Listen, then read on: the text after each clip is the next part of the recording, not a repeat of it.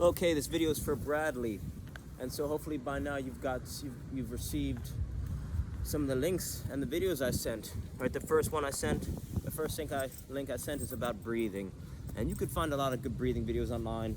But that one I sent I really like because it really changed my life.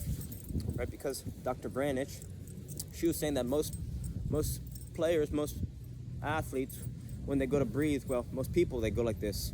Their upper back and their shoulders, it goes up in the air, right? You tell most soccer players to take a deep breath. Even at the college and high school level, they'll go like this. They'll go. And so what she was saying is that if you put your hand on your belly and you breathe in,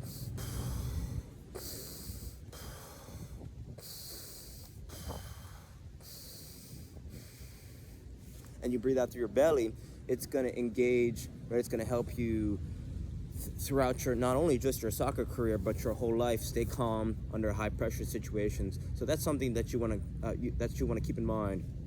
Second thing is, once you understand that concept for breathing, that's going to help you stay relaxed when you're on the field. And staying relaxed on the field is something that's super important, right? It's like if you make a mistake on the field, there's a lot of players that make one mistake, or even there's coaches who they make a mistake, or in work or in whatever you're doing, some people, they make a mistake and they very quickly start talking down to themselves. They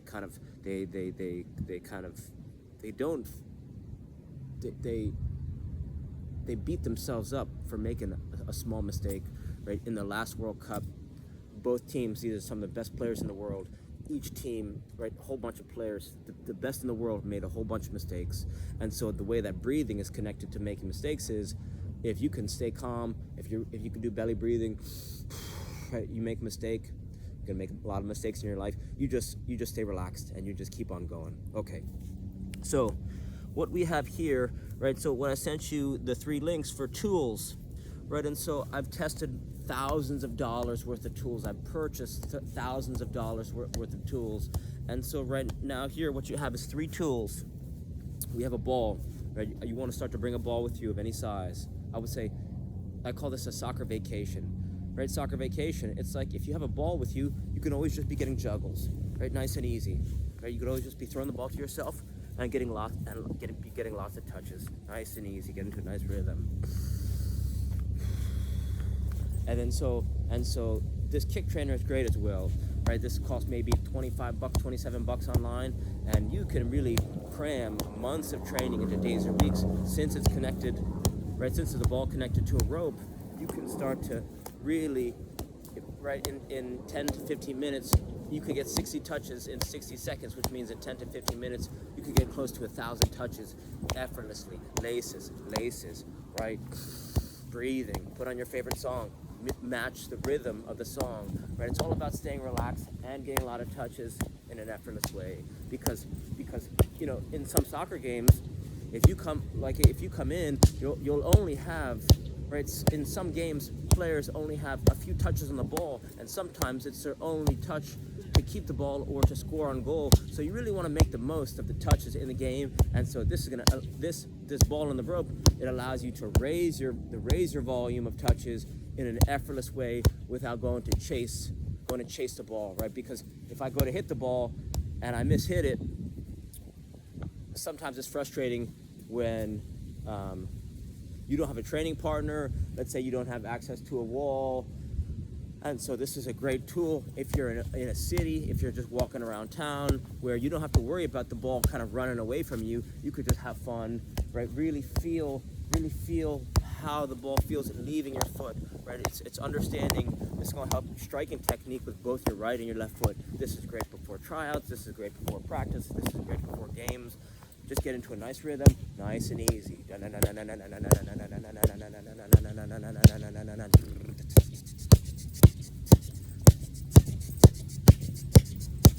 Okay, now, the third thing is arm T rope. What's an arm T rope? Arm T rope stands for rotational movement training. There's a famous boxer, his name is Sugar Ray Leonard. And so when Sugar Ray Leonard would swing a jump rope, when he jumped through jump rope, he didn't spend a lot of time jumping through the jump rope. He would swing it to the left and to the right of his body. And so the founder of this guy, of rope flow training. His name is David Weck. And so what you can do is you could tie 2 shoelaces together. You could go to your local hardware store, Ace Hardware, Home Depot, Lowe's, whatever. Get a piece of rope. West Marine's got some great rope too. Get a piece of rope as long as you are tall, maybe a little bit longer than you are tall, and you want a piece of soft rope. And so you could use a rope. You could tie two stretchy bands, right? At the gym, they have those big, it looks like big rubber bands. You could fix 2 of those together, or you could use chains. And so I'm using a chain, but I've been doing this for a long time. And so it doesn't matter necessarily what tool you use. What matters is that you just get a tool, right? $10 will get you a piece of rope. And so why this is important is because what I didn't realize growing up as a youth soccer player is how important your hands are for balance, for running technique, for shielding the ball, right? You need your hands for everything. They help you move. They help you move, right? And so when you what I wish I would have told myself is get yourself a piece of rope, because when you get a piece of rope and you start swinging it with your hands, then you're gonna strengthen your core and you're gonna improve your running technique in an effortless way, right? So you're just left side, right side, left side, right side. Nice and easy. And so you don't need a chain, right? A rope is fine. Or if you have 2 resistance bands, the tool is important. It's your ability to, in an effortless way, you get to practice. Or you wake up in the morning and you swing. You're getting your breathing going. You're swinging your rope around, and then you could get right into your kick trainer.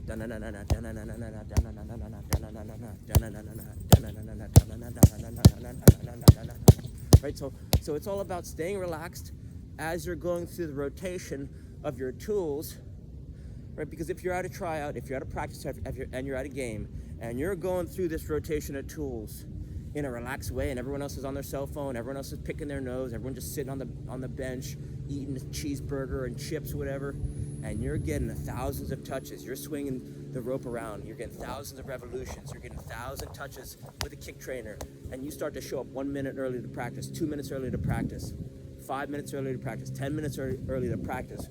Who do you think is going to get better over time? Tommy, who thinks he's the best because he's got the $250 cleats, yet he thinks he's the best because his parents pay for, one-on-one training. Or Bradley, who's got 3 of the best tools on earth, world-class training tools: a ball and a rope, right? And so there are 3 time windows you want to keep aware of, or keep in mind. After you wake up, after you eat, and before practice, tryouts, games, school, and work, right? So it's after you wake up. Right when you wake up, you want to get sunlight in your eyes. Then you get yourself going with these 3 tools: piece of rope, ball, and kick trainer. Before practice, before school, before games, before work, you could do a 5-minute rotation, some of these things. And you want to do that because if you can raise your intensity, if you can raise your stress levels, if you could elevate your heart rate, but stay relaxed, even though your heart rate's getting jacked up, then when you get to school, when you get to work, when you get to your, before practice, before games, and you're in a stressful situation, you've been practicing how to stay calm.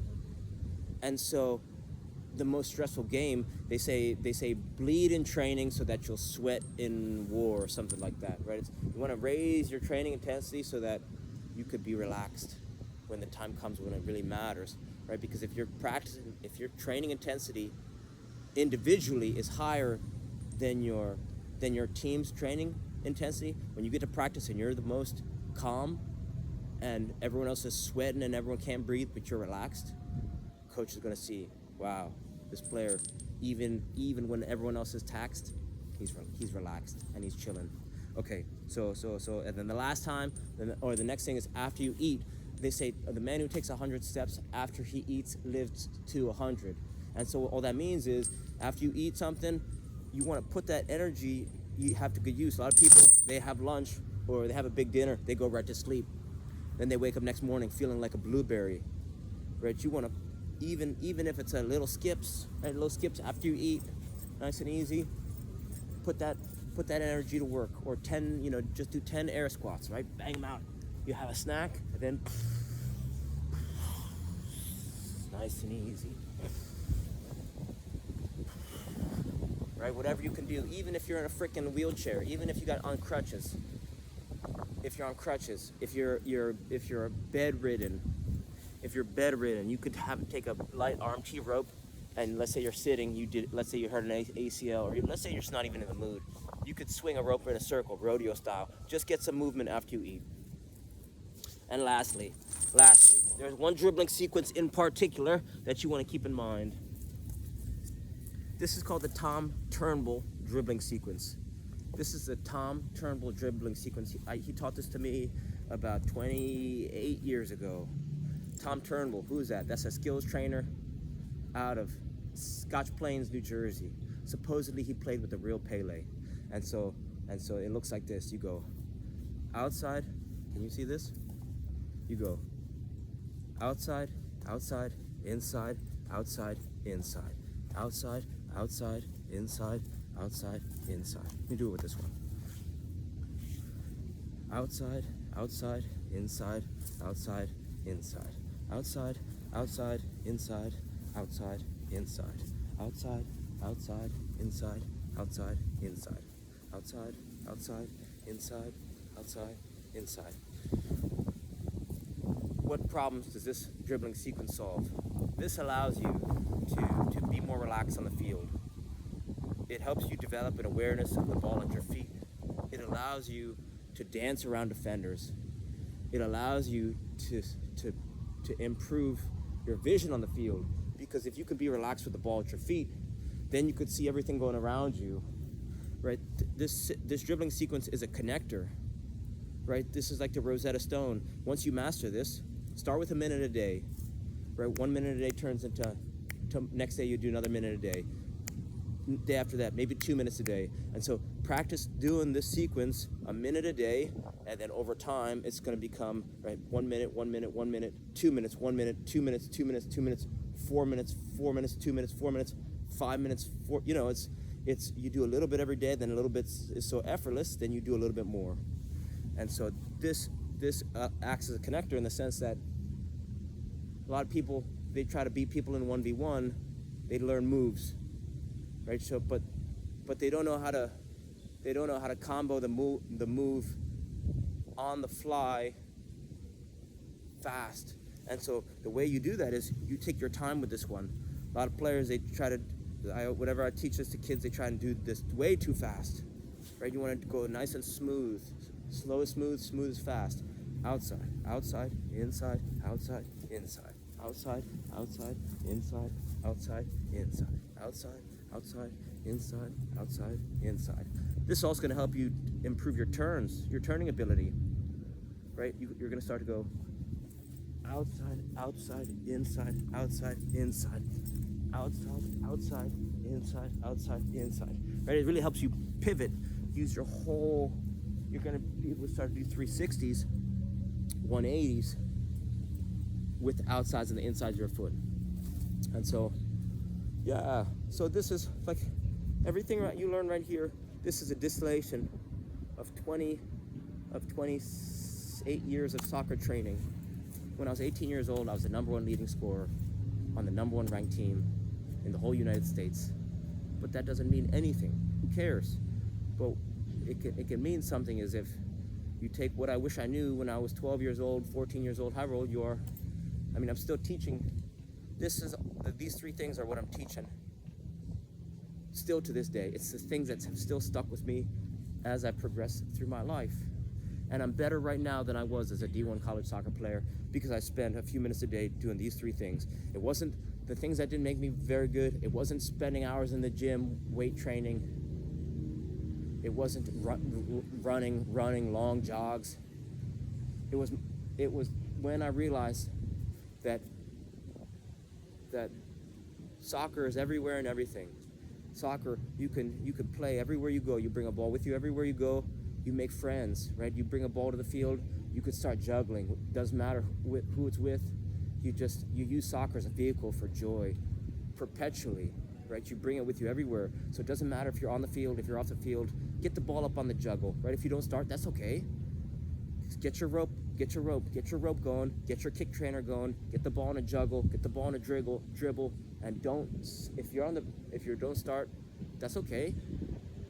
Because once the coach sees who's ready to play, and you get the ball, you've done 1,000 touches, you've got 10,000 touches before the end of the first half. Who do you think is going to be ready to pick who do you think the coach is going to have play start of the second half?